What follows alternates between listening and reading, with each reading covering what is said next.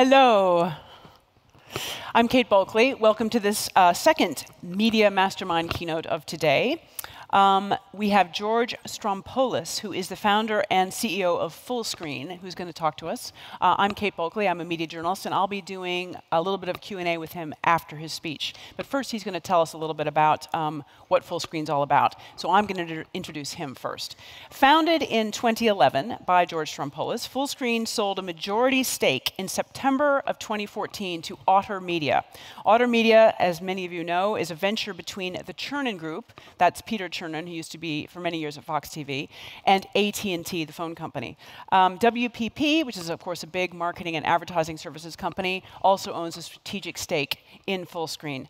The new owners are helping Fullscreen expand its global ambitions. It's one of the reasons why George is here, as an online media company and also as a multi-channel network. Basically, Fullscreen empowers creators. In the last year, Fullscreen has added 1 billion views a month, so they now have close to 5 billion monthly views of their content. And the business includes content production, distribution, brand integration, talent management, and also a new move into subscription video on demand, which George and I will talk about. Fullscreen is home to some stars that you might have heard of, the Fine Brothers, Grace Helbig, and one of my favorites. Before founding Fullscreen, George Strompolos worked at YouTube as a strategic partnerships manager. And in 2007, he co-created the YouTube Partner Program, which a lot of us in this room might have taken part in.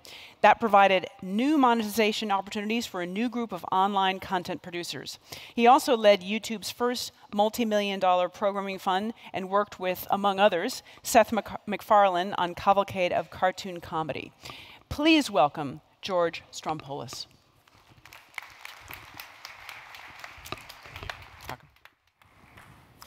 Hey everyone, good morning. Nice to see you all. My name is George Strompolos, and I'm the founder and CEO of Fullscreen. It's an honor to be here. It's my first MIPCOM. It's always fun to be surrounded by creatives and executives and producers that I admire, so thanks for having me. Today I want to tell you a little bit about Fullscreen, how we came to be, and I want to tell you about some trends we're seeing in the OTT space, which is driving our move into subscription video. So let's get the show on the road. Now, first I want to ask you guys, has anyone seen this before? Is this familiar to any of you? Couple hands. This is a camera, it's a camcorder, and it was made by Fisher-Price. Fisher-Price actually manufactures toys. They're mostly known for toys. And when I was about 12 years old, my sister and my friend and I, we saved up $100 to buy our first PXL 2000. And this is a really big moment in my life because suddenly I became a filmmaker, I became a director, I became a producer. And we shot videos every day after school, and on the weekends we made sketches, we made funny videos, we made stupid videos, we made embarrassing videos. And you know, these were the days before eBay, right? So I didn't know how to get another one of those tapes, so we only had one tape. And I don't know even how they got video to run on a cassette tape. But what we would do is we would just record over and over on the tape to the point where it basically was unusable by the time we threw it away. Now, of course, a lot of things have changed since me and my sister and my buddy were out shooting videos. And I think it's important to look at what those elements are that have created the fertile soil for a company like Fullscreen to emerge. First of all, there's been a true revolution in terms of hardware. People are using high-quality, low-cost production tools. We've all seen what happened in the DSLR revolution of the last 5 to 10 years. It's been phenomenal that a piece of hardware that was made for photography happened to be one of the best cameras for capturing beautiful video in HD. Of course, the emergence of smartphones is really a beautiful thing. The same device that we use to consume content now is oftentimes the same device that we use to produce content. Broadband internet and social media. So these are the elements that have really been so revolutionary to today's online creators and youth audiences. Because as I was doing when I was a kid, people have been creating for not only decades, but hundreds, thousands of years but these changes have made it possible for a new creative class to emerge. And Fullscreen was born on the eve of this revolution. As Katie mentioned, prior to starting Fullscreen, I spent a lot of time at YouTube, where I helped create the YouTube Partnership Program. And it became really clear that this new generation of creators and producers were going to be very powerful because of the high-quality, low-cost production tools, because of fast internet, because of social media, and because of smartphones. Today, Fullscreen is in the business of developing online creators from start to stardom. And together, we program premium entertainment experiences. That could be premium content, that could be a live event, that could be a meetup, that could be a new way to do merchandise or a new way to tell a story on a social platform. That's what we do. And I'm proud to say that we are supporting over 70,000 of today's next generation filmmakers, hobbyists, animators, professionals, personalities, and stars. So I want to show you a few of those stars to help you get familiar. Some of them may look familiar and some of them may not. But I promise you, if you have nieces, nephews, daughters in the sort of 13 to 25 demographic, they know these people well. So Grace Helbig, she kind of bills herself as your awkward older sister. She's a comedian. She is just an incredible personality with a massively engaged fan base. And then you have the Fine brothers. These are sort of the format kings of the YouTube world, cranking out a bunch of different formats that people are consuming in the tens of millions. And what's interesting about Grace and the Fines is that they both really came up on YouTube. But really, as social media continues to evolve, you see these creators building on each of the platforms. And a great example of that is Jack and Jack. So Jack and Jack actually came up on Vine. You know, they were making 6-second loops.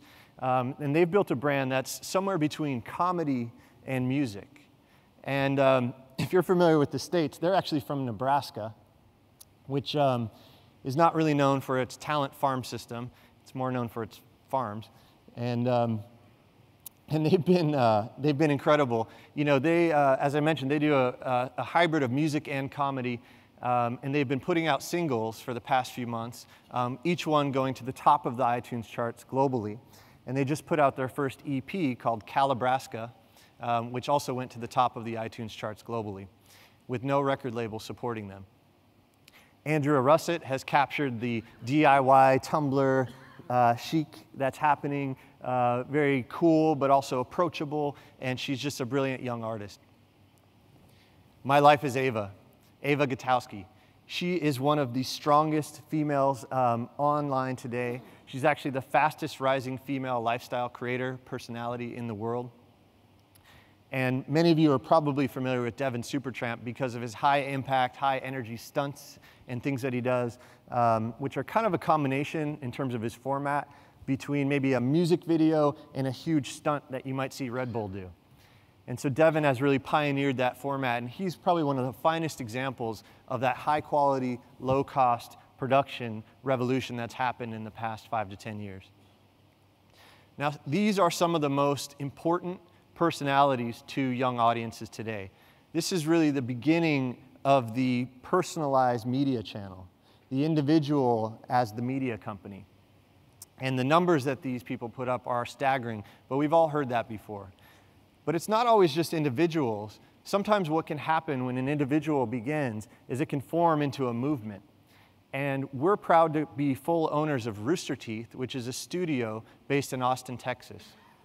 Now, Roosterteeth is probably the best kept secret in the media business.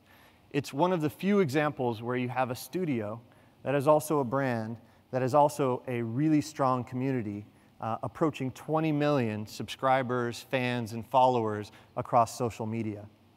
They put up viewership, which rivals some of the best media companies and largest brands in the world that we talk about all the time. And they've really captured that male demographic that loves video games and loves comedy and loves being silly. And Roosterteeth is now producing over 40 original videos per week. And I'm happy to say that with Roosterteeth, we are releasing our first feature film in Q1 of next year. That film is called Laser Team. It's a classic idiots save the world type of story. You know, it's interesting to note that Laser Team was primarily crowdfunded. So Roosterteeth went to Indiegogo and asked their fan base for $500,000 to produce their first feature film. And 2 days later, they received just shy of $3 million, setting a record for the highest crowd-funded original IP in the world, and smashing all Indiegogo records. And we've actually rounded out the picture, and it's great. We're really proud of it, and we're going to be doing some interesting things on the distribution front that I think will be seen as very innovative. And you know, it's again another example of how powerful it can be when you have personality-driven media. These 4 people you see on the screen, they're each talent in the Roosterteeth environment. They've been groomed through Roosterteeth. They spend time in the studio. They collaborate with each other. And so these stars were not chosen at random. And we think Laser Team will be one of the first vehicles that helps expand the fan base beyond even the 19 million that we have today. Now, I think it's important to know that online celebrities, like the ones we just saw, are making really deep connections to audiences.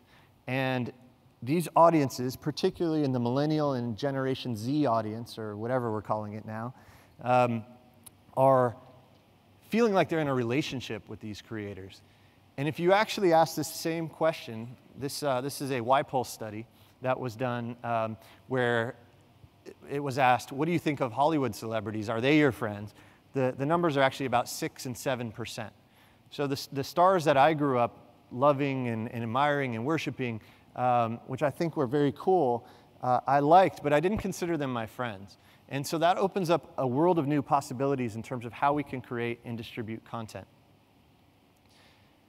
So with all this, it's probably no surprise that younger audiences are watching less and less of what we know as traditional television. We've all seen various stats here and there. This is actually comparing, in the US, 2010 viewership versus 2015 viewership.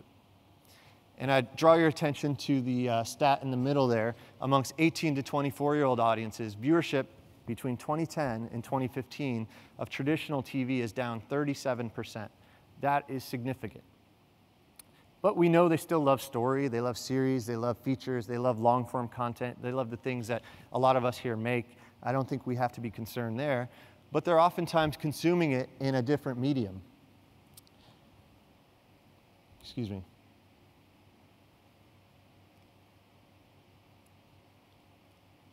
Oh. You can watch this animation again, it's pretty fancy.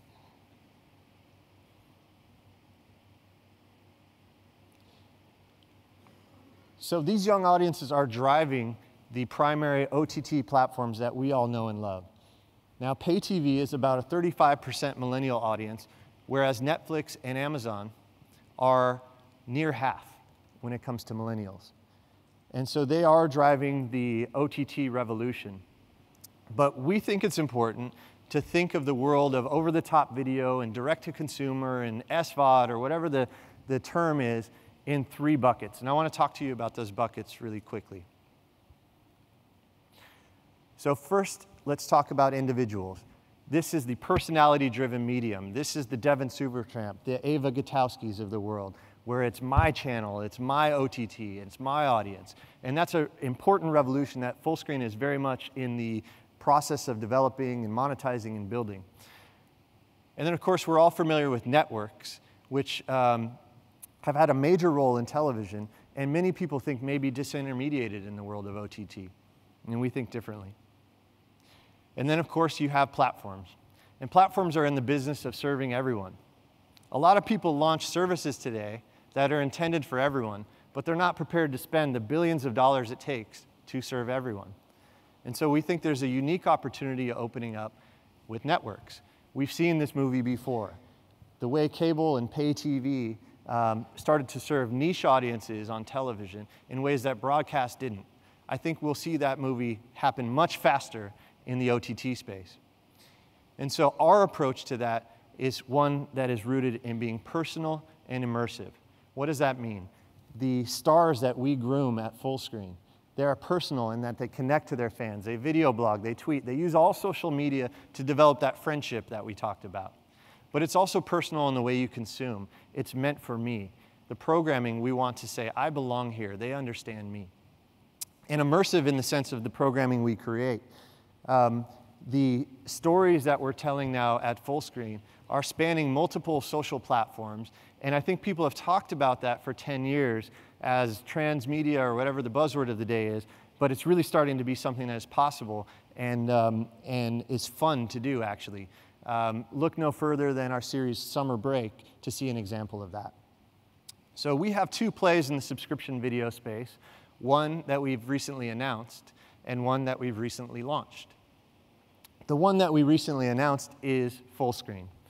I'm going to tell you about Fullscreen briefly.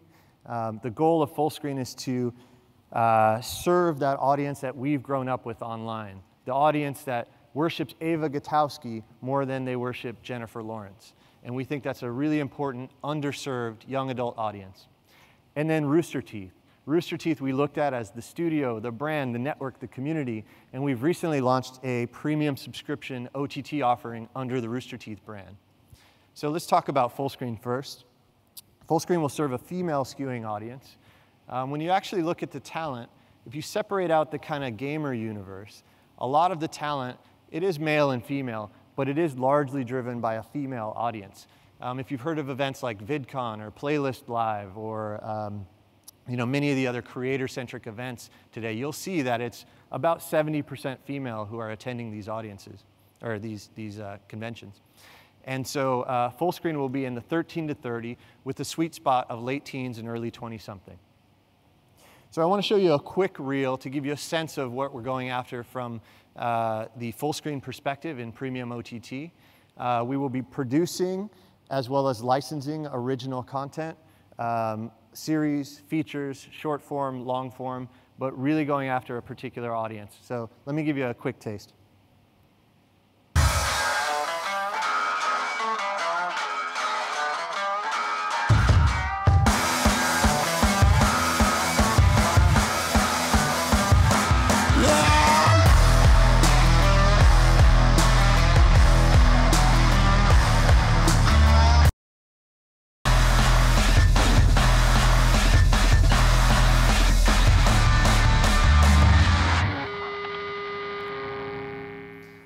So Fullscreen, which of course bears the name of the company, will be debuting early 2016, and we couldn't be more excited about that. Again, to give you a bit more of the feeling of the programming that will be on the Fullscreen service, I'll talk to you briefly about 3 titles. The first is Electra and Dyna, which is a production we're doing with Legendary Pictures. And it stars Grace Helbig, who we talked about, as well as Hannah Hart, 2 of the most important personalities in the online video space today. Electra Dyna is a fun story about 2 small-town superheroes who move to the big city to fight bigger crimes and bigger villains. And it's a sort of a comedy about small-town superheroes trying to make it in a bigger world. We're really excited about that one. Then you have The Outfield. I'm not sure if you recognize these 2 gentlemen in the middle here, but that's Cameron Dallas and Nash Greer. Pound for pound, arguably the 2 most influential young males in the world today, based on their ability to impact and move an audience and get people to follow where they go. The Outfield is a coming-of-age story about 3 high school seniors and the trials and tribulations that they deal with growing up in a small town. We're really excited about The Outfield. It kind of has a feel in the vein of a Friday Night Lights, and that's a feature, actually, that will be available soon. And then the third is sort of a parody, poking a little bit of fun of what we do, and it's called Pretty Little Teens. And it's a spoof on all the teen dramas that we've seen and grown to love or laugh at, and we're going to take it a little bit over the top with that. So you see it's a focus on the young adult audience. It's that time where you're coming of age, defining who you are. And we think this audience is largely underserved, particularly in the OTT world. Now I want to tell you a little bit about Roosterteeth. I mentioned Fullscreen was announced recently. Roosterteeth is actually live today, and it is doing incredibly well. Roosterteeth has a keen understanding of that male demographic that loves gaming, that loves having fun, goofing off, that loves internet culture. And with that comes a slightly larger audience, going from 18 to 45, and a male skewing audience. So I want to show you a quick reel of one of our shows that we just debuted on the Roosterteeth subscription service called RTES, which is short for Roosterteeth Entertainment System. It's sort of the network show, and it's hosted by a gentleman named Colton Dunn, who is an Emmy Award-winning writer from Key & Peele. So here's the sizzle for Roosterteeth Entertainment System.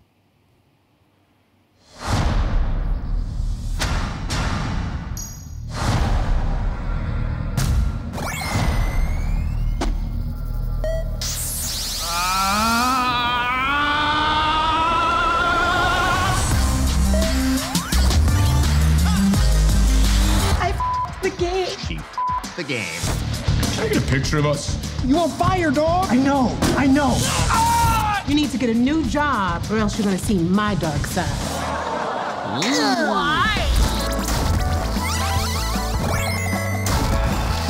Stop listening!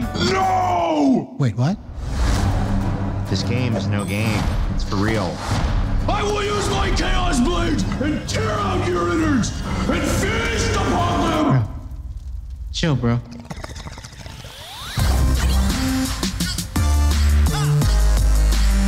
Funny, huh? Word up.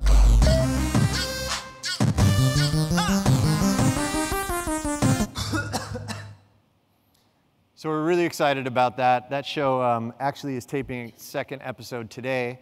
We do stream it live on the service, and then it's available on demand to our subscribers thereafter. It's a great format, and I'll show you a few other of the formats that we have on the Roosterteeth service. Now today, we are producing in-house all of the programming for Roosterteeth. Over time, we will expand that model and begin to license content and work with many other third-party production companies and studios. Day 5 is one of the series we're really excited about. This is a story about something that happens out of nowhere where everyone who is asleep dies. And everyone who then falls asleep also dies. So what people realize, of course, is if you fall asleep, you die. And it's a sort of genre take on what happens and what people need to do to survive. And the story begins on day 5 of this epidemic. RWBY is going into its 4th season. RWBY is actually an anime series that we produce. It's about a school for young assassins. It's doing incredibly well. We're very proud of RWBY as IP. We're proud to say that it was recently licensed to television in Japan. So I think that makes it the first US-produced anime series to be televised in Japan, which we're excited about. And RWBY, has the kind of fandom that you see people dressing up in cosplay at. Roosterteeth, we actually have an event called RTX. It's our own convention, about 40,000 attendees every year, showing up in costumes from the shows that we make, which is always fun to see. And then we talked about RTES, which we're really excited about. So there you have it, 2 services, Fullscreen and Roosterteeth, serving young adult audiences, one on the female skewing side, the other on the male skewing side. We're really excited about taking this move forward as an entertainment company. We're tapping into our roots and developing online talent, and now we're getting into the business of bringing the premium experience directly to consumers with these 2 services. So that was my speech, and thank you guys for listening. I think we're doing a quick Q&A, so we'll jump into that. Great. Thank you, George. That was great. Why don't we sit down? And we don't have a lot of time, but we're gonna steal a little bit back from the clock. Very interesting what you're doing. Just to start with the SVOD stuff, because that's really kind of interesting. And I was interested about various things about that. Let me just start with this first. The Day 5, RWBY, you talked about all these are in-house productions, but you said you'd start to co-produce. Can you give us a timeline on that? In other words, what are you thinking? We're just beginning to look at material from third parties. Because Roosterteeth started as a studio, the DNA of the company has always been to make everything in-house, and I think that's why we've established such a voice. But timeline is now. Timeline is now. Okay, so you're starting to take scripts and talk to do development and talk to people about co-producing Absolutely. things. Okay. Yeah, I should mention that Roosterteeth is a global platform. So it goes globally by default on day one. Right. So it's an OTT global platform, That's and it's right. different prices, obviously, in different markets. I mean, about how much is it? What's the U.S. price? Roosterteeth is going for about $5 per month right now. Okay, and is Fullscreen going to be about the same price? We haven't announced pricing yet, but it'll be a low-cost subscription service. Okay, and the idea of what are you spending really on these projects? Because I mean, these all sound really exciting. I mean, you know, you dived on day 5. I mean, this is really interesting.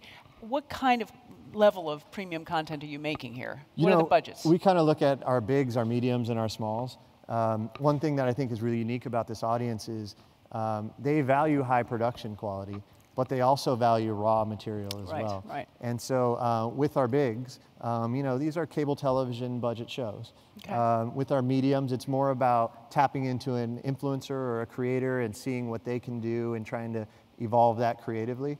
As you saw, you know, we put 2 guys who have never really made many videos beyond 6 seconds into a feature film, which was bit of a stretch, a risk, and they really delivered the goods. It was fun, and I think it's a sort of a new model when you help develop and grow these creators, and you believe in them, and you back them, and you have them tell you what story they can tell to their audience. It tends to work. Like the laser film, that's Laser a Team, feature yeah. film.